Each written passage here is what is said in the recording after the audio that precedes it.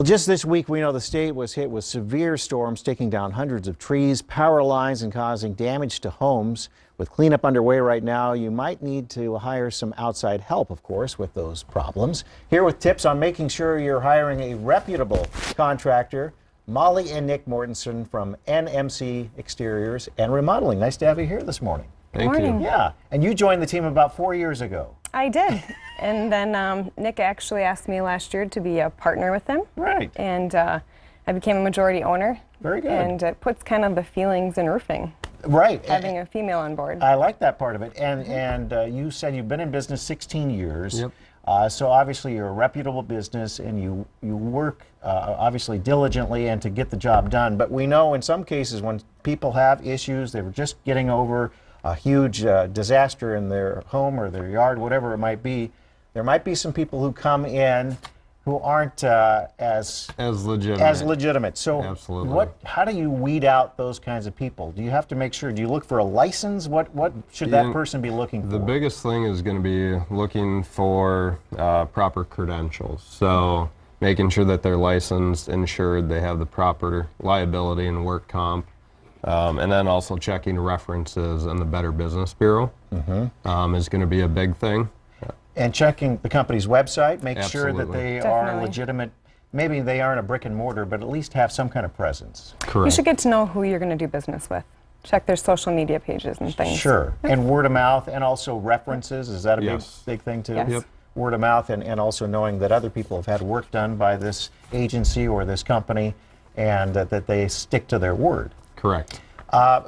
So obviously those are ways we can do that. Once we find a few contractors that we're interested in, what are the most important questions we should be asking them before we agree to hire them? And what about money up front? Money up front is typically one of those things on larger jobs. You know, typically you're going to put a down payment down after contract signing and once you pick out material selections and get it scheduled. Anybody who asks for the full amount up front, run. Yeah, not a good idea. Correct. And then insurance proceed comes into a different element in that. And to be aware of contractors, the average contractor in, I think, the Minnesota area that does storm damage changes names about every 3 years. So there's a lot of iffy things in there that you need to be aware of. Make sure the company's been in business, the credentials again, but otherwise if they kind of keep rebranding themselves? They do. Would we call that a fly-by-night company? It is a fly-by-night, and I think everybody's been in the presence before where all of a sudden hail hits the ground and immediately you have door knockers and they're asking you to put signs in the yard, and it can be extremely overwhelming for homeowners. And we also do that with our company, and we try to pride ourselves on doing it the right way. So making sure that there is no fraud involved and that it's a good local contractor, because being local helps you understand that they're not going to take your money and run. Sure.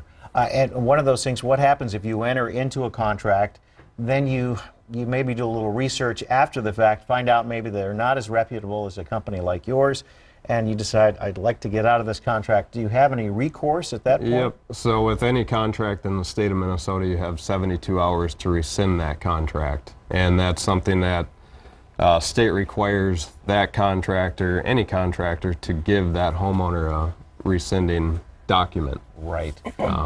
As far as being a part, you've been here 16 years, your company. I guess being a part of the community is a part of what you do too, and that's important for your business. Very important. It's extremely important. Nick and I have a huge blessing and opportunity to be able to work within the community and serve the people that we work with. We do annual blood drives. We work with Habitat for Humanity. We give roof donations to people that are well-deserved within the community.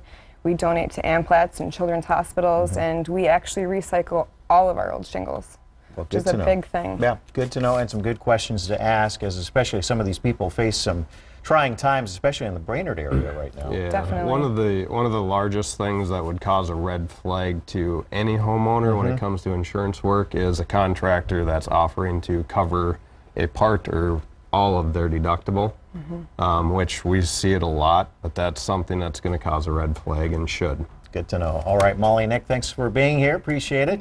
From NMC Exteriors, and we appreciate the good information.